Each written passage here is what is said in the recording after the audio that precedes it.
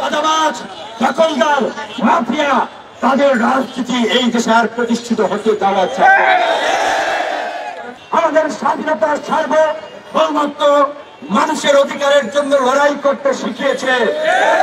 আমরা সেই বিশ্ববিদ্যালয়ের আদর্শ ধারণ করে আমরা কমে যাইনি। 1952 সালে এই বিশ্ববিদ্যালয়ের ছাত্ররাই বলেছিল উর্দু এদেশে রাষ্ট্রভাষা হবে না, রাষ্ট্রভাষা উর্দু হয় নাই। বাংলাকে রাষ্ট্রভাষা করেছে এই বিশ্ববিদ্যালয় তথা সারা দেশের ছাত্র সমাজ। 1971 সালে এই বিশ্ববিদ্যালয়ের ছাত্র শিক্ষকরাই গর্জে উঠেছিল স্বাধীনতার জন্য, বাংলাদেশ স্বাধীন হয়েছিল। 1990 সালে এই বিশ্ববিদ্যালয়ের ছাত্র শিক্ষকরাই সর্বদলীয় ছাত্র ঐক্য গঠন করে এরশাদের বিরুদ্ধে আন্দোলন করেছিল, এরশাদের পতন হয়েছিল। আমাদের হাতে গড়া ছোট ভাইরা নাহিদ চাকসুতে আমার প্যানেলে সংস্কৃতি সম্পাদক পদে নির্বাচন করেছে। আসিফ ছাত্র অধিকার পরিষদের ঢাকা বিশ্ববিদ্যালয়ের সভাপতি ছিল। এই প্রতিবাদী তরুণরা আমাদের সংগ্রামে উজ্জীবিত হয়ে তারা এই জাতিকে বৈষম্য মুক্ত করার জন্য বৈষম্য বিরোধী ছাত্র আন্দোলনের ব্যানারে কোটা সংস্কার থেকে যে রাষ্ট্র সংস্কারের আন্দোলনকে আজকে এই জায়গায় নিয়ে এসেছে, তাদেরকে আমি অভিনন্দন জানাই। আমি বৈষম্য বিরোধী ছাত্র আন্দোলনের আমাদের ছোট ভাই তরুণ বন্ধু সহ দেশবাসীর উদ্দেশ্যে একটা কথা বলতে চাই। প্রতিটি আন্দোলন সংগ্রামে এদেশের কৃষক, শ্রমিক, ছাত্র জনতা রক্ত দিয়েছে, জীবন দিয়েছে, আর এদেশের নেতৃত্ব দিয়েছে গুন্ডা, মাফিয়া, চাঁদাবাজ, দাঙ্গাবাজ, সন্ত্রাসী।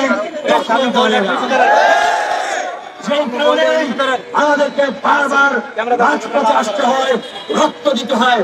কাজেই এইবার রাষ্ট্র পরিচালনা করবে তরুণরা।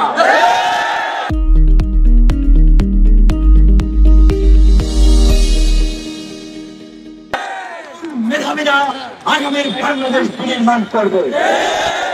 অবশ্যই অন্তর্বর্তীকালীন সরকারে ডক্টর ইউনূসের নেতৃত্বে যে সরকার হবে, সেই সরকারে তরুণদের প্রতিনিধিত্ব থাকতে হবে। এবং অন্তর্বর্তীকালীন সরকার অনতি বিলম্বে অবাধ, সুষ্ঠু, নিরপেক্ষ নির্বাচন দিতে হবে। তার বাহানা নয় ছয় চলবে না। 3 মাসের বেশি সময় অন্তর্বর্তীকালীন সরকার পাবে না। যদি 3 মাসের বেশি সময় পায়, তাদের মধ্যে ক্ষমতার খায়েশ রাখতে পারে, মঈনুদ্দিন ফখরুদ্দিন হওয়ার খায়েশ রাখতে পারে। রক্ত ধরাতে আমরা চাই না। তাই আগামী অন্তর্বর্তীকালীন সরকার গঠন এবং আবার সুষ্ঠু নির্বাচন না হওয়া পর্যন্ত ছাত্র জনতাকে সচেতন থাকতে হবে। পাড়া মহল্লায় খুঁজে খুঁজে ভালো মানুষটিকে রাজনীতিতে সামনে এগিয়ে দিতে হবে। কোন চাঁদাবাজ, দখলদার, মাফিয়া তাদের রাজনীতি এই দেশে আর প্রতিষ্ঠিত হতে দেওয়া যায় না। আপনারাই এই দেশের নাগরিক, আপনারাই রাষ্ট্র পরিচালনা কারা করবে আপনারা ঠিক করবেন। সুতরাং আপনাদের বিবেককে জাগ্রত করতে হবে, আপনাদের বিবেককে প্রশ্ন করতে হবে, তাদের কাছে এই দেশ নিরাপদ, কারা রাষ্ট্র সংস্কার করে নতুন বাংলাদেশ উপহার দিতে পারবে।